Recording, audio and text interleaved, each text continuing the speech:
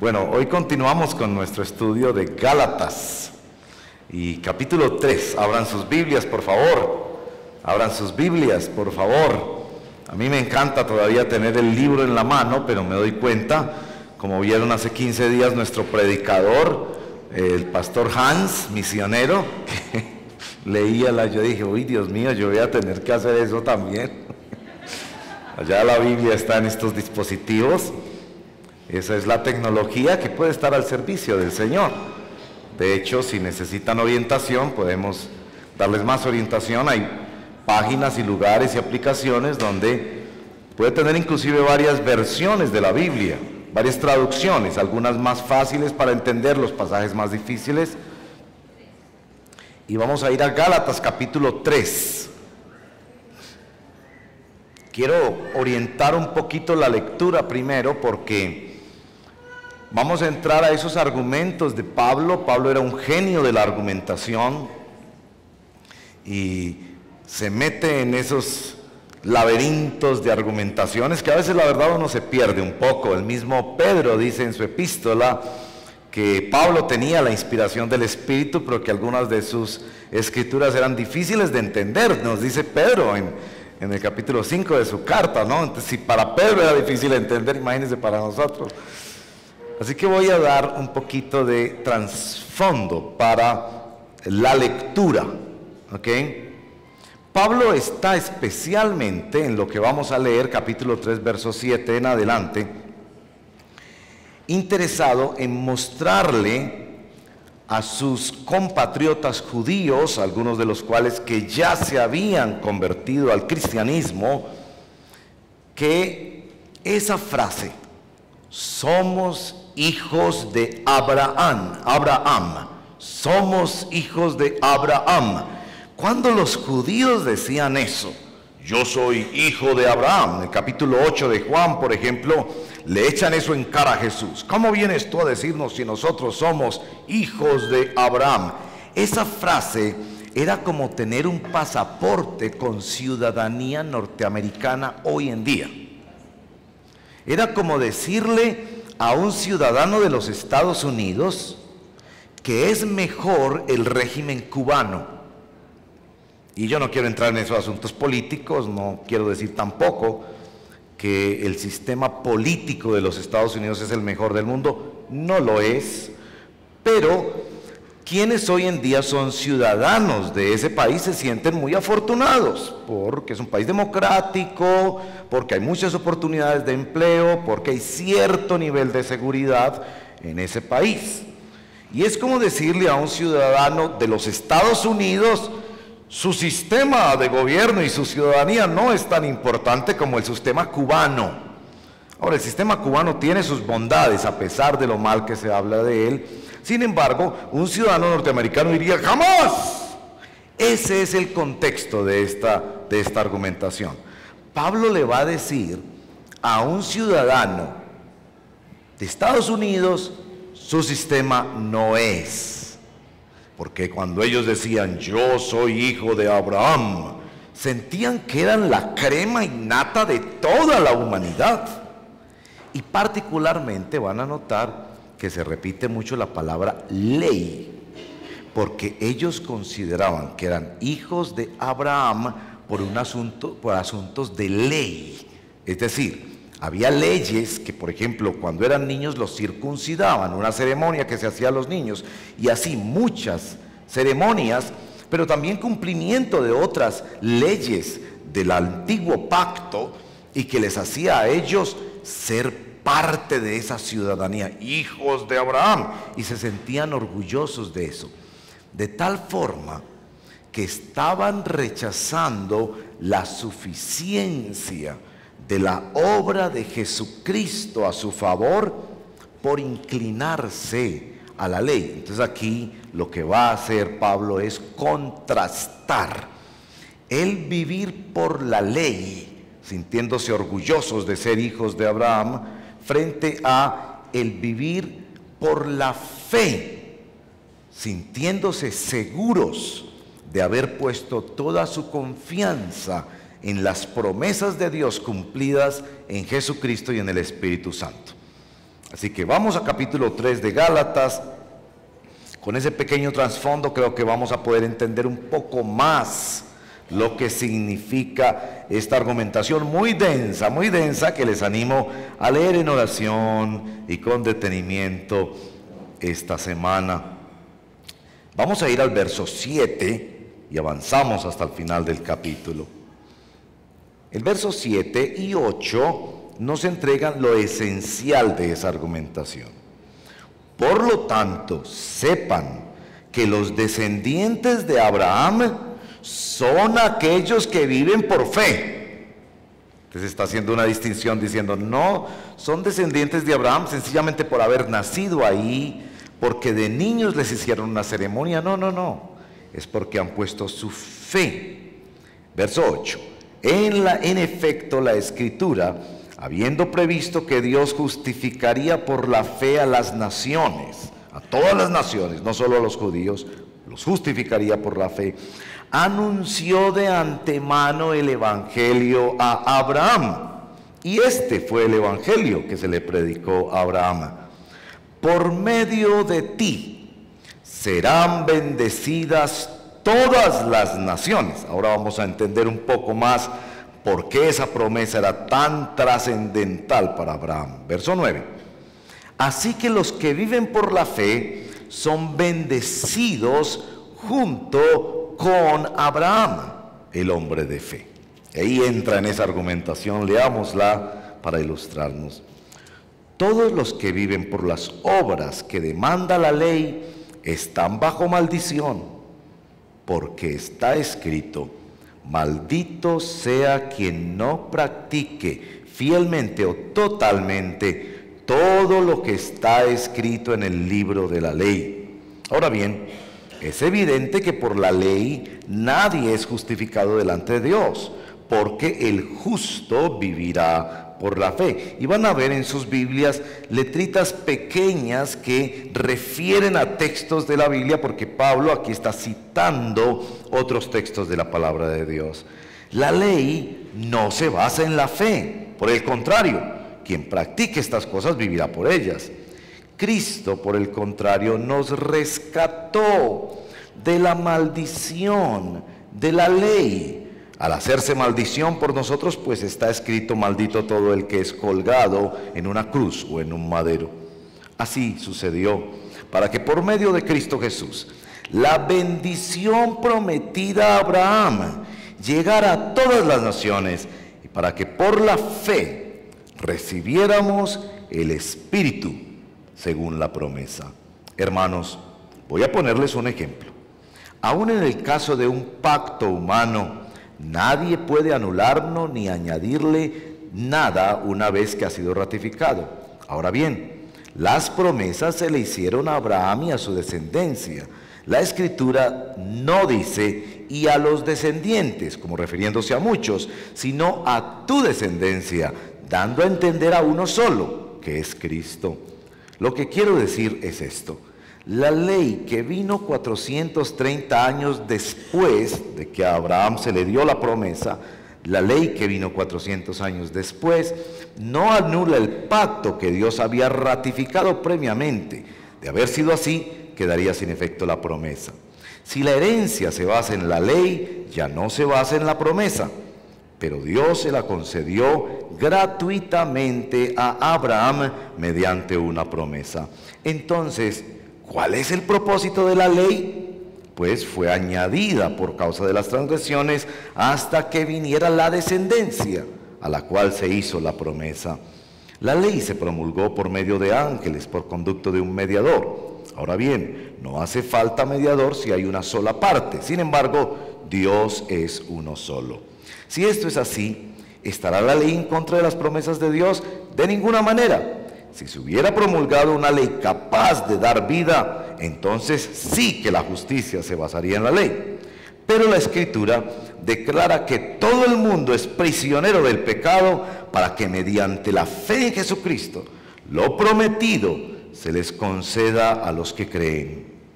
Antes de venir esta fe, la ley nos tenía presos, encerrados hasta que la fe se revelara. Así que la ley vino a ser nuestro guía, encargado de conducirnos a Cristo, para que fuéramos justificados por la fe.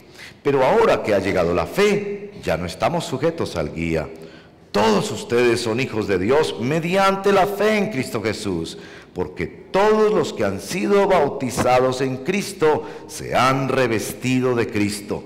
Ya no hay judío, ni griego, esclavo, ni libre, hombre, ni mujer, sino que todos ustedes son uno solo en Cristo Jesús. Y si ustedes pertenecen a Cristo, son la descendencia de Abraham y herederos según la promesa. Bueno, oremos. Espíritu Santo, ven, ayúdanos a entender la palabra, estos argumentos tan maravillosos en los que podríamos dejar nuestra mente pasar y pasar, pensando, yendo a revisar el Antiguo Testamento, cómo fue que se anunció Cristo como único camino de salvación, cómo nuestra confianza total y segura en Él nos abre las puertas del Padre y nos entrega el Espíritu Santo. Ven, Espíritu Santo, ayúdanos a entender tu santa palabra, te lo pedimos, en el nombre poderoso de Jesús, te lo pedimos. Amén. Amén. Bueno, el título de esta mañana es El Evangelio de la Promesa. ¿A cuántos de ustedes les gustan las promesas? ¿Te gustan las promesas? Ahora ustedes van a decir, pues, depende de qué clase de promesa, ¿verdad?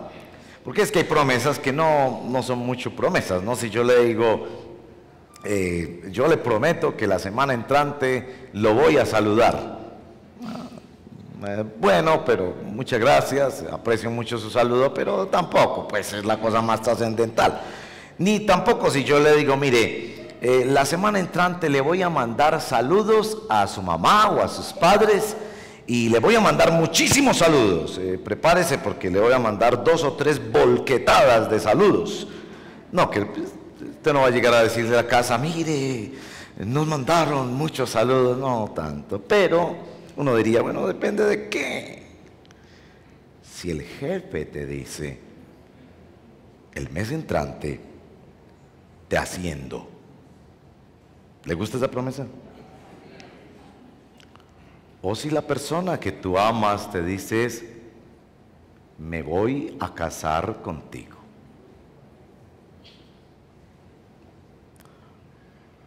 Te voy a dar un regalo. Vas a ser sanado. Tus problemas van a ser resueltos. Descubrimos que hay algo dentro de nosotros que requiere de promesas. Hay un anhelo en nuestro corazón de que nos aseguren algo en el futuro.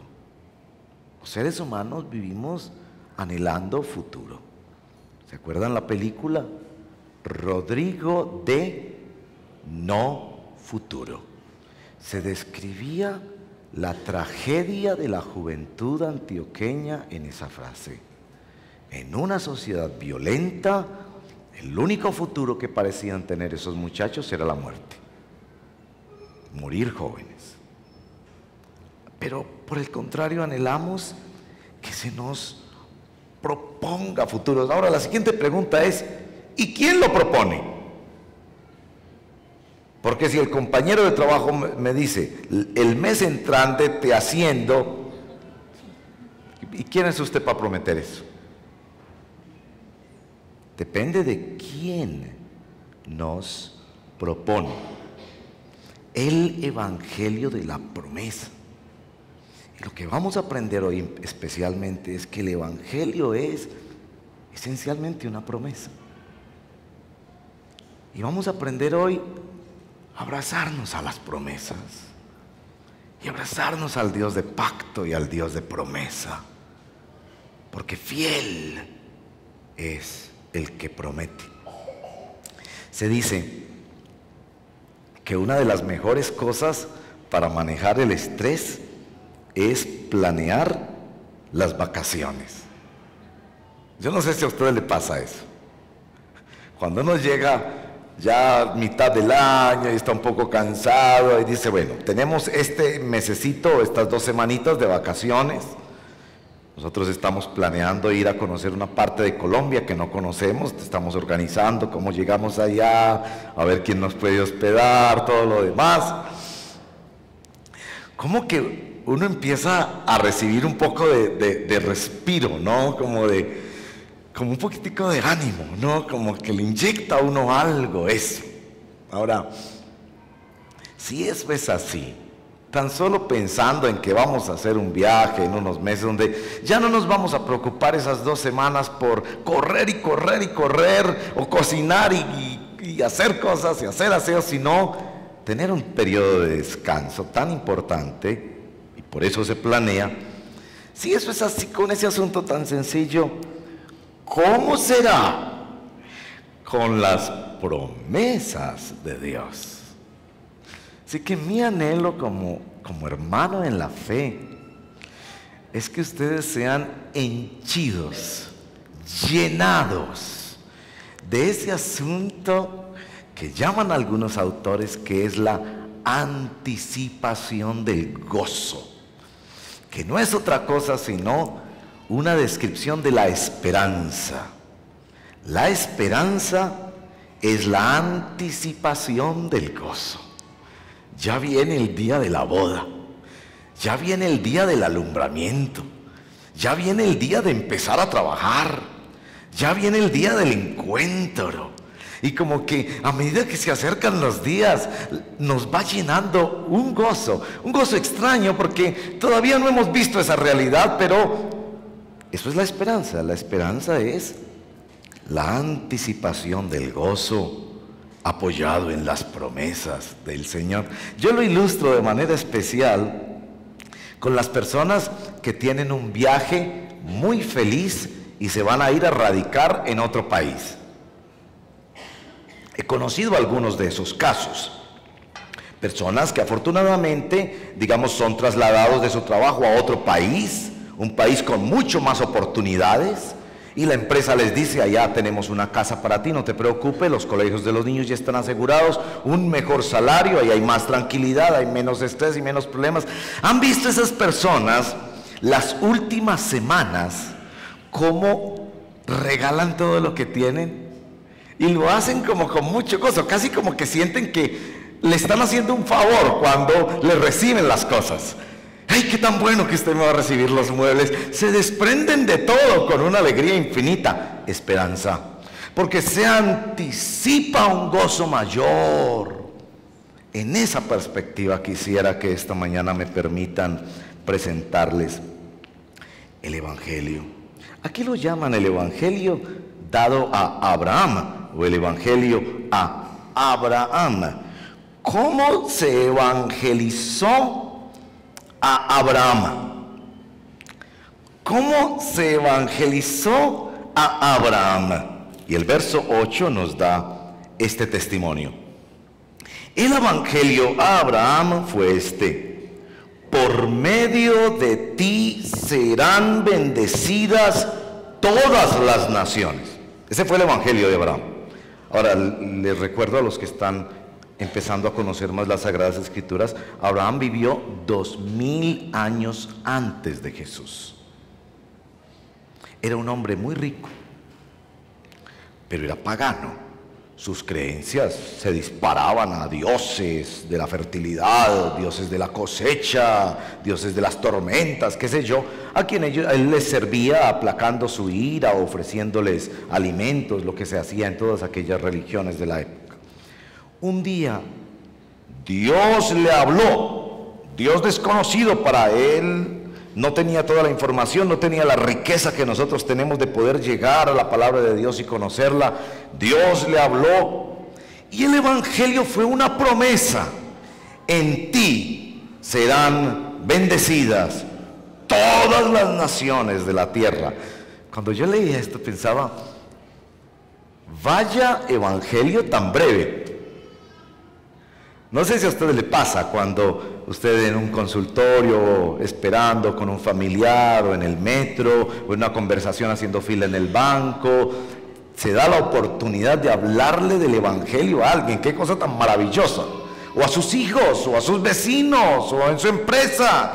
Y usted dice, ¿yo qué les digo para decirles el evangelio? Entonces hay varios métodos, ¿no? Hay diferentes métodos de evangelización. Hay uno que se llama el camino de Romanos. Hermoso método. Va por versitos de Romanos, con como 7 u 8, señalando la necesidad del hombre y cómo el hombre se puede encontrar con Dios en Jesucristo. El camino de Romanos. Las 4 leyes espirituales, es otra. El puente, es otro maravilloso. Yo practico mucho uno que me sé con una cancioncita, porque la cancioncita me ayuda a recordarlo, ¿no? Y es maravilloso eso. Pero el Evangelio de Abraham es una frase. Una frase. Y está ahí en el verso 8. Sobre esa frase quisiera invitarles a notar 3 cosas. Lo primero es que es una promesa. Lo segundo, que demanda fe. Lo tercero, que contiene la acción poderosa y sobrenatural de Dios. Es una promesa. No hay condiciones allí. Solo una promesa. Dios no le dijo a Abraham, el día que arregles en tu mente y tu mente sea solo versos de la Biblia, ese día te hago la promesa. No. Tampoco le dijo, el día que arregles todos tus problemas, entonces. No era un acuerdo de paz como el de La Habana. No era una negociación en la que Dios le estaba diciendo, cumple tu parte y yo voy a cumplir mi parte. No. El acuerdo de paz en La Habana requiere condiciones. Ambas partes negocian esas condiciones y tratan de encontrar, porque es un acuerdo entre seres humanos. Pero esto es evangelio de promesa. Voy a hacer de ti una bendición tal que serás bendición a todas las naciones. Noten bien, le menciona a Abraham el asunto de afectar toda la humanidad. Verso 8, trascender, por medio de ti serán benditas. Esa expresión tiene que ver con el asunto de la descendencia. Para un judío, la felicidad era la proyección de su descendencia futura. Ahora, los de ustedes que son abuelos entienden esto mucho mejor, porque los abuelos ya tienen muy claro que van de salida y están viendo estos nietecitos crecer, y ya casi toda su felicidad se concentra en que a esos muchachitos les vaya bien. ¿Sí o no? ¿Es así o no es así? Es decir, casi yo creo que las oraciones son, no me bendiga a mí, Señor, bendígalos a ellos, ¿verdad? Aquí se le está diciendo a Abraham, y no solo tu descendencia, sino que esa descendencia bendecirá a toda la tierra. Yo me imagino que por su mente pasaba que en su descendencia habrían grandes científicos, grandes artistas, grandes gobernantes. Su mente volaba en una proyección futura. Esa era la comprensión particularmente del judío sobre el cielo. La maravilla de la bendición de Dios la veían mucho hacia su descendencia. Pero aquí hay un problema. Abraham era estéril. Abraham no podía tener hijos.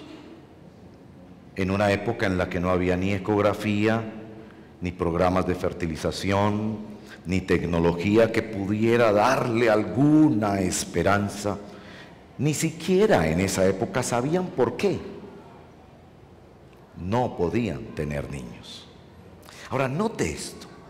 La promesa del Señor se sitúa allí donde está tu mayor tragedia. Note eso, porque eso es muy importante. El Evangelio llega como una promesa y se sitúa allí donde está tu peor tragedia. No se hubiera evangelizado a Jacob de esta manera. Jacob tenía 12 hijos. Y si a una persona de 12 hijos le viene la palabra del Señor, he aquí, yo te voy a dar muchos más hijos, yo no sé si lo recibiría como una bendición del Señor. Pero el Evangelio llega y se sitúa allí donde está tu peor tragedia. Allí donde está tu depresión, tu limitación física, tu soledad, tu escasez, tus miedos que te controlan en medio de la noche y no te dejan dormir con pánicos nocturnos, tu carácter irritable que te dices, no me aguanto ni a mí mismo, tu incapacidad para avanzar en la vida, tu cónyuge que no es cristiano y parece que no quiere serlo, tu hijo que tú tratas por todos los medios de conducirlo para que tenga una vida decente y sana, pero parece proclive solo hacia lo malo, y tú detrás tratando de que por favor se incline hacia el bien. Allí donde está tu peor tragedia, allá llega la promesa de Dios. Ahora, esta promesa es muy interesante, porque la realización de esa promesa, Abraham no la vio. Dios sí hizo el milagro, le dio un hijo, pero Abraham no conoció sus nietos ni sus bisnietos, le dio uno nada más. Ahora, que él hubiera dado 12, uno diría, de pronto 12, pues alguno de esos por lo menos llega y se casa y tiene otros 12 y se salvó mi descendencia, pero uno. Era una promesa que no era así de fácil. Porque a veces uno tiene la sensación de que los predicadores del Evangelio como que tuvieran un baldado de bendiciones, de milagros, de unciones, y sencillamente la tiraran sobre todo el mundo. Ahora, la primera vez que uno escucha eso, uno se llena de expectativas.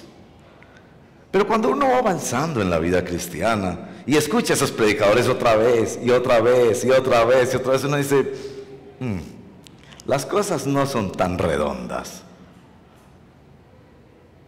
El Evangelio llega con su promesa donde está nuestra mayor tragedia, para levantar nuestra fe.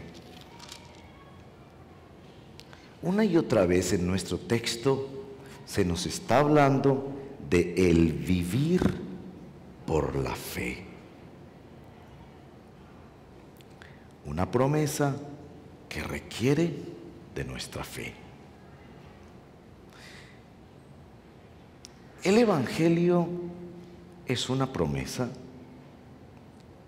que es gratis. Verso 18 nos dice que se le dio gratuitamente a Abraham el Evangelio mediante una promesa. No nos pide hacer nada, pero nos pide entregarlo todo. Yo no puedo pensar en mejor ilustración para eso que una ilustración que cuento con mucha frecuencia. Cirugía con anestesia general. No sé si usted ha vivido eso, yo he vivido eso 2 veces en mi vida, me aterroriza esa idea, porque estás ahí, en un quirófano, te duermen, y esos cirujanos pueden hacer lo que quieran contigo. Pueden sacarte el hígado, los riñones, y tú no sabes qué te hicieron. Pregunta: ¿hizo algo el paciente? No hizo nada, pero le costó todo. Esa es la fe. Para Abraham significaba salir, dejar. Y ahí hay esencia de la invitación del Evangelio. El Evangelio no te invita a hacer buenas obras, a tratar de cambiarte a ti mismo, a esforzarte por cumplir las leyes de Dios. No tienes que hacer nada, pero te cuesta todo. Yo les he contado, creo, la historia del hombre muy incrédulo. Era muy incrédulo el tipo, y se cayó por una montaña y quedó colgando en un abismo, suspendido de las raíces de un árbol. Y ahí abajo estaba metros, cientos de metros de abismo. Él sabía, si cae, frito. Y claro, como es muy fácil ser ateo en teoría, en ese momento no podía, la teoría no le servía para nada, dijo: Dios, es decir, entonces hizo una oración: si existes, ayúdame. Y ya sentía que sus manos se deslizaban por esa raíz y el peso ya lo iba a hacer caer. ¡Ayúdame! Y dice esa historia, que es una leyenda, que escuchó la voz de Dios y le dijo: aquí estoy, ahora si quieres mi ayuda. Y él: sí, ayúdame. Que es muy fácil ser ateo en teoría. Cuando llegamos a esos extremos de la vida, el asunto es otro. Ayúdame, por favor. Y él le dijo: ¿te puedo ayudar? Pues ayúdame, le dice. ¿Te puedo ayudar?, le dijo Dios. Pues ayúdame, le dijo. Si quieres que te ayude, suéltate.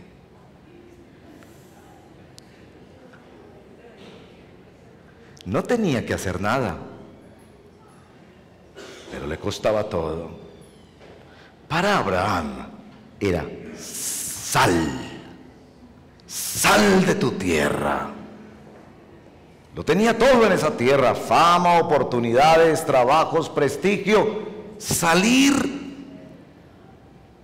a ser un nómade,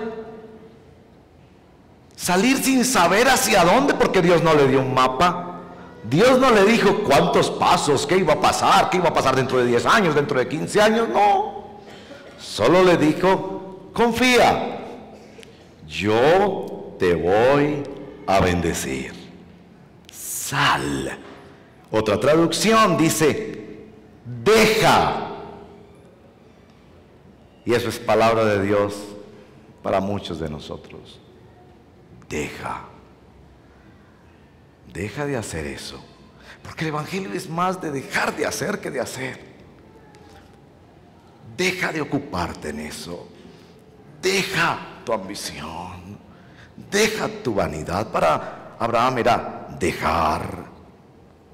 Un salir y dejar que implicaba fe, confianza, soltarse, abandonarse en las promesas de Dios. Ahora, noten esto: la promesa implica futuro. Fe es entregar tu futuro en manos del Señor. Quisiéramos manipular a Dios para que Dios construya el futuro que nosotros queremos, pero esa no es la fe. Esa es la religión y el paganismo, porque en el paganismo lo que tú haces es manipular al Dios de la lluvia, al Dios del fuego, al Dios que da novios, al Dios que da trabajos, y le sacrificas algo para que Él te dé lo que tú quieres. Pero eso no es fe. La fe es entregar tu futuro en las manos del Señor. Ahora, nosotros los seres humanos tenemos dos dimensiones de futuro. Hay un futuro que llamamos futuro temporal, es decir, el futuro de la semana entrante, si el Señor nos regresa la semana entrante, el tiempo aquí, ¿no? El futuro de dónde voy a vivir, el futuro de con quién me voy a casar o sigo soltero, el futuro de lo inmediato, y lo llamamos el futuro temporal. Pero los seres humanos también tenemos también, y eso nos testifica la Sagrada Escritura, el futuro eterno. La fe, en el sentido del futuro temporal, me dice esto: dame tu futuro, dice Dios, y yo me glorificaré en todo lo que pase en tu vida. Sea en tristezas o en alegrías, en abundancias o en escaseces, yo me glorificaré en tu vida. La sentencia bíblica, hay muchas, pero que es muy importante en esta discusión es esta: a los que aman a Dios, todas las cosas les ayudan a bien. Todas las cosas. Entonces Abraham sale, Abraham deja, confiando en la promesa de Dios, que aún las tragedias de la vida, Dios las convertirá en bendición. Si usted cree en el Señor, habrá de creer eso. San Pablo, por ejemplo, que es quien escribe este texto de Romanos 8, todas las cosas ayudan a bien, nos da un testimonio maravilloso en su ministerio. El ministerio más importante de San Pablo fue el ministerio de la escritura, escribir. Escribió cartas, epístolas pastorales para las iglesias. Eso es lo que nos ha llegado hoy en día. Y mundialmente bendicen a toda la iglesia. Millones de personas leen todos los días a San Pablo. Libro más leído en toda la historia, más publicado en toda la historia de las Sagradas Escrituras. El ministerio de escritura de San Pablo, el ministerio de escritura más grande de la historia. ¿Cómo llegó San Pablo a esa bendición? San Pablo no pensó ser escritor. ¿Saben por qué escribió San Pablo? Porque quedó preso. La cárcel lo hizo escritor. Cuando le pusieron preso, San Pablo dijo: ¿y qué puedo hacer? No puedo seguir recorriendo los pueblos hablando de Cristo. ¿Qué puedo hacer? Empiezo a mandar mensajes de chat, a escribir correos electrónicos, a escribir unas carticas para que personas puedan leer de la revelación de Dios en la persona de Jesucristo. Dios se ha hecho hombre. Dios vino a morir por nuestros pecados, resucitó victorioso como el milagro más grande de la historia, y está tocando las puertas de los corazones de todos los que creen y se entregan a Él. ¿Cómo llegó esa bendición? A través de una gran tribulación. Cuando le cree a la promesa de Dios, cree que aún en esta vida temporal Dios se va a glorificar aún a través de los problemas. En esta forma lo pone mi amigo Felipe, misionero y pastor nuestro tan querido. Él dice: lo que nosotros llamamos tragedia son bendiciones disfrazadas. ¿Tiene usted muchas bendiciones disfrazadas? Y cuando le llega ese problema, dígale a ese problema: voy a quitarte el empaque porque adentro hay una bendición para mí. Él creyó en la bendición del Señor, y ustedes ven en la vida de Abraham muchas dificultades, pero en cada una de ellas se levantó victorioso el Señor, glorificándose. Y por supuesto, la promesa eterna, que cerraremos los ojos en esta vida por la bendición de un accidente, por la bendición de una enfermedad, por la bendición de cualquier cosa que nos pasara y morimos. Y San Pablo mismo nos dice, el morir sería una ganancia. D.L. Moody dijo, cuando me vean en el ataúd, no digan, ay, pobrecito se nos murió, sino, este tremendo está más bendecido que nosotros. Porque se abrieron las puertas a la dimensión de la eternidad donde gozaremos en un estado de perfección con el Señor. El Evangelio es una promesa, y es una promesa que demanda fe.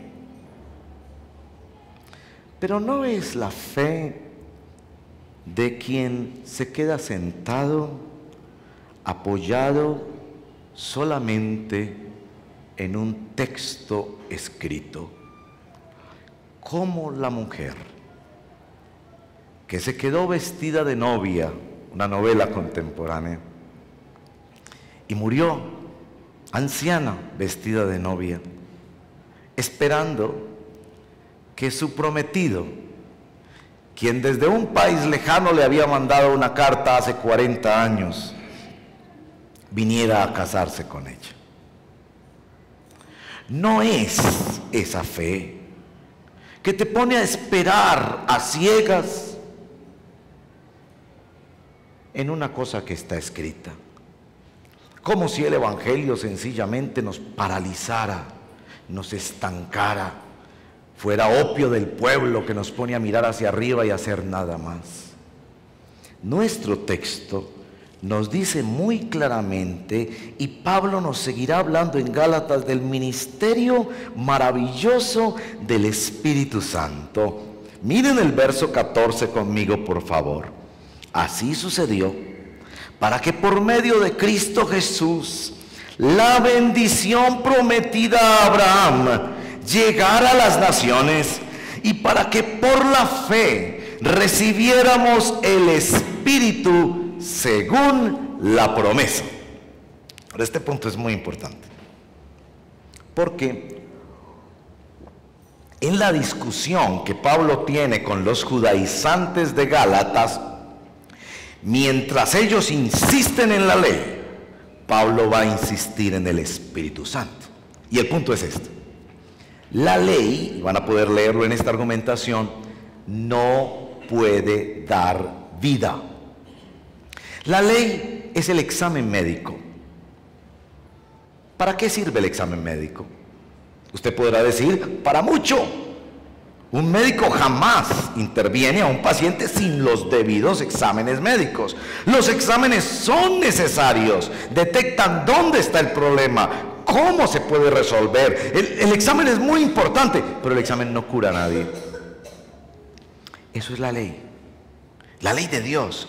Todas esas ordenanzas de la palabra de Dios, los 10 mandamientos, son muy importantes, pero no dan vida. La ley me puede decir, no robe, y me ayuda a contener mis deseos de tocar lo ajeno, pero la ley no puede cambiar mi corazón y volverme un hombre honesto. Mientras los judaizantes insisten en la ley, Pablo insiste en el Espíritu Santo. La ley es un espejo que nos diagnostica, es un examen que nos prepara. Aquí precisamente en nuestro texto, en el verso número 24, nos dice que la ley es nuestro guía, encargado de conducirnos a Cristo, que es el único que da el Espíritu Santo. ¿Qué hace el Espíritu Santo en nosotros? Y eso es muy importante, porque para poder vivir de la promesa, para poder vivir por la fe, hermanos y hermanas, amigos y amigas, necesitamos al Espíritu Santo. No trate de vivir cristianismo sin el Espíritu Santo, terminará viviendo la ley. Y aquí Pablo está diciendo, el Evangelio es el Evangelio de la promesa que vendría un descendiente de Abraham, Cristo, que pagaría por nuestros pecados y que vendría quien nos daría el Espíritu Santo. Yo resumo el ministerio del Espíritu Santo en 3 aspectos, si me permiten ser un poco pedagógico en esto. 3 cosas hace el Espíritu Santo. Primero, tomen nota los que toman nota. Primero, lo que hace el Espíritu Santo, nos habla. Nos habla. El Espíritu Santo nos habló el primer día que escuchamos el Evangelio, que leímos la Biblia, que alguien nos habló de Dios, que nos contó un testimonio, que vimos un programa en televisión, que cogimos algo de literatura cristiana. Habla, y habla para convencer. A mí no me convencieron argumentos porque escuché un gran maestro, un gran predicador. No, a mí me convenció el Espíritu Santo. ¿Y de qué me convenció primero el Espíritu Santo? De que yo era pecador, que iba camino al infierno, que estaba en una absoluta bancarrota espiritual. En las bienaventuranzas Jesús nos dice: bienaventurado el pobre de espíritu. Y cuando yo escuché eso, yo dije: yo no me veo a mí mismo como pobre de espíritu. Yo no había hecho nada malo, no era drogadicto, no había matado a nadie, no había robado. Era un pelado bueno, de familia buena. Y Jesús me dijo: no llegarás a la bienaventuranza hasta que no descubras tu pobreza, tu pobredumbre espiritual. Y me di cuenta que yo me veía a mí mismo como clase media en el espíritu. Yo no me sentía como el más pobre y condenado. Yo no sentía que iba al infierno. Yo me sentía hasta bueno. Y hasta me enojaba cuando Dios no me bendecía o no me hacía algún milagro, porque pensaba que yo tenía derecho, que yo tenía mérito. Y vino el poderoso Espíritu Santo y me convenció que yo era digno de condenación y que no había mérito alguno en mí, que mi corazón estaba tan podrido y tan condenado como el del peor pecador de la historia. Abrió mis ojos para ver una realidad que yo no podía ver. El Espíritu Santo habló y convenció. Y el Espíritu Santo convenció de un remedio. Y que ese remedio estaba en que otro muriera por mí. Y que ese otro tenía que ser Dios para poder hacer justicia delante de Dios. Y que ese otro tenía que ser hombre para poder representarme a mí como hombre. Y que ese otro era nada más y nada menos que Jesús de Nazaret. ¿Quién me convenció? ¿Argumentos humanos? ¿Sabiduría? ¿Mucha reflexión? ¿Mucho análisis? No, me convenció el bendito Espíritu Santo. La primera cosa que hace el Espíritu Santo es habla. Y el tipo era un orgulloso, ateo, intelectual, lleno de ideas, de orgullos, que hacía obra social y se sentía muy bien de hacer obra social, que se sentía todo un príncipe. Y un día el Espíritu Santo le dijo: pobre, desnudo, condenado. Y le abrió sus ojos para que viera a Cristo y a este crucificado. Eso lo hace el Espíritu Santo. No diga: yo voy a llevar a una persona para que escuche al pastor Diego, porque cuando escuche al pastor... No, yo no convenzo a nadie. Cuando le hablo a una persona, le digo unas poquitas palabritas del Evangelio, quizás como esas poquitas palabritas que escuchó Abraham, orando profundamente. Señor, ¿eres tú el único que lo va a convencer? Yo podría discutir con argumentos y hacer apología del cristianismo y tirar sus argumentos al suelo, pero jamás lo podría convencer, porque el único que tiene una espada de 2 filos que penetra hasta partir el alma y el espíritu, las coyunturas y los tuétanos, y discierne lo profundo de las motivaciones del hombre, es el Espíritu Santo. No confíe en evangelización de 3 puntos, de 4 puntos, del puente de eso. Use esos métodos para evangelizar, pero ore desesperadamente que solo Dios podrá convencer a su compañero, a su hijo, a su padre, a su esposo. Solo lo hace Él. Segunda cosa que hace el Espíritu Santo. el espíritu de la promesa, da. El espíritu es generoso, da milagros, da oportunidades, da diosidencias, envía obreros, trae dificultades, llama la atención. ¿Cómo es hermoso el Espíritu Santo dando? Por eso yo creo que el Espíritu Santo hace más milagros fuera de la iglesia. Para llamar la atención, da, bendice, cuida. No tema orar por sus familiares y amigos, ore con fe.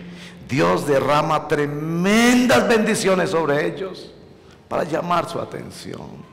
Como caía del cielo el maná, caen las bendiciones. Y San Pablo nos dice en capítulo 2, verso 4 de Romanos, ¿no te das cuenta que todas las bendiciones de Dios no son más que un llamado para que te arrepientas y te conviertas? El Espíritu Santo es generosísimo y da. Y cuando el Espíritu Santo nota que alguien ha sido convencido y recibe lo que él quiere dar, el Espíritu Santo se presenta y presenta la obra de nuestro Señor Jesucristo, y el Espíritu Santo llena cristianos y cristianas. El Espíritu Santo anhela celosamente llenarnos. Yo sé que yo quiero ser lleno de tecnología, celular, computador, las tablets. Yo sé que yo quiero ser lleno de ropa, closet con ropa. Ay, me enamoré de esa camisa. Me enamoré de ese pantalón. Y toda la semana pensando en el bendito pantalón. Carros. Ay, no puedo sacar ese carro de mi mente. Yo creo que me enamoré de ese carro. El Espíritu Santo, que también bendice, porque Él es generoso, Él también bendice abundantemente a los que le buscan, pero Él quiere llenarnos de su presencia. Sin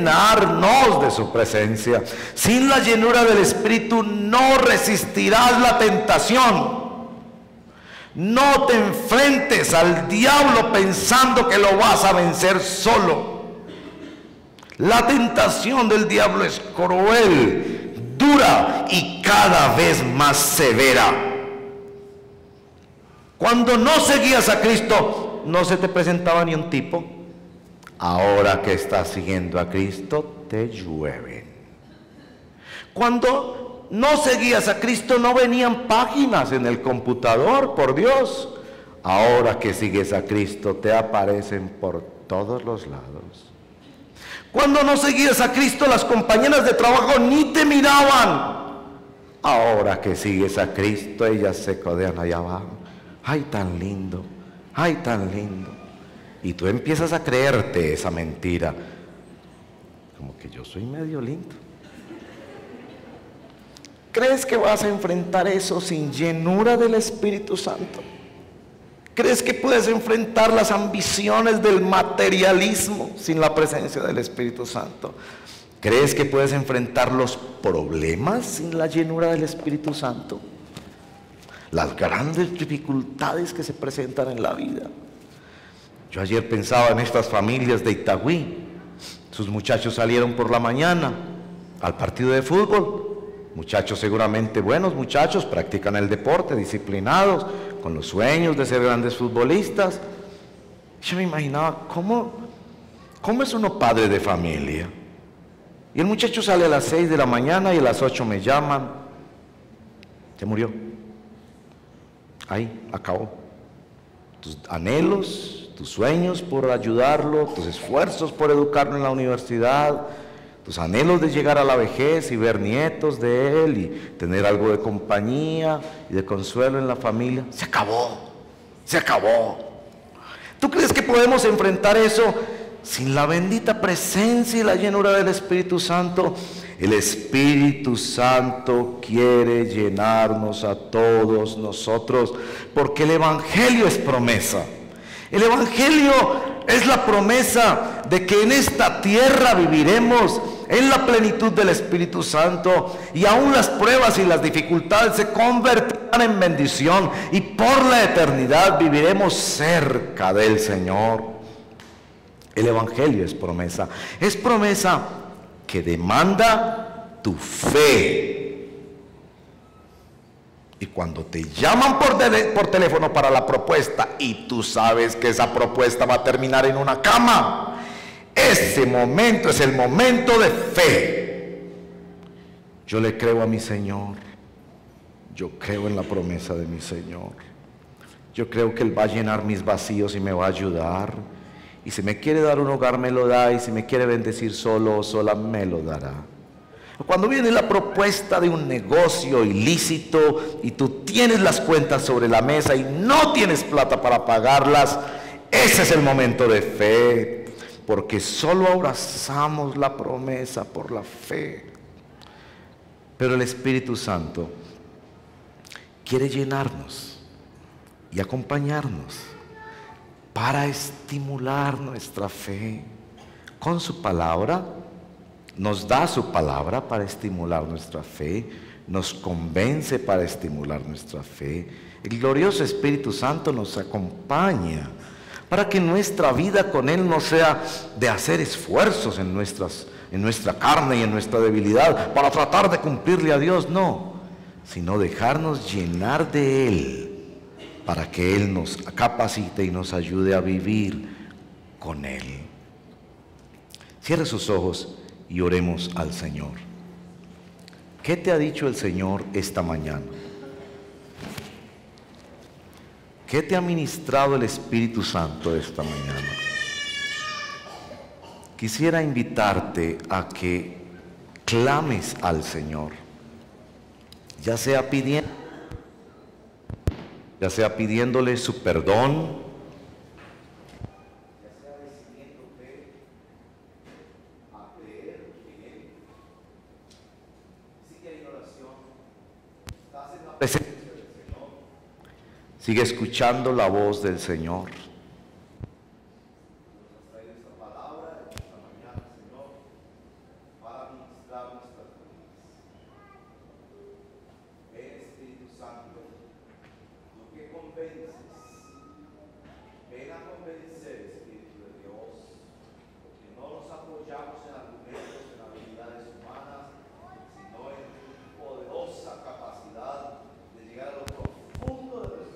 Y denunciar las mentiras que hay en nuestro corazón.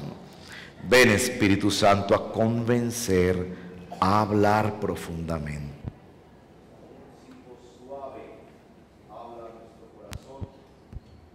Como un martillo golpea nuestras conciencias. No nos dejes escondernos de tu gracia. Sacúdenos con tu palabra. Ven, Espíritu Santo, a dar, imparte dones, bendiciones, unciones especiales para resistir la prueba, fortaleza especial. Ven, Espíritu Santo, a llenar. Abre tu vida y abre tu corazón a recibir llenura del Espíritu Santo. Él es la promesa y Él quiere llenar por el poder de Dios, apoyado en la obra de nuestro Señor Jesucristo. Él toma de Jesús y lo aplica a tu corazón. Recíbelo ahora mismo en el nombre de Jesús. Si es tu primera vez, dile: yo me entrego a ti de una vez para siempre. No quiero coquetear más contigo. Te entrego mi vida para siempre. Toma mi culpa, toma mi maldad. Lléname de tu bondad. Te entrego mi vida, te entrego mi futuro temporal y eterno.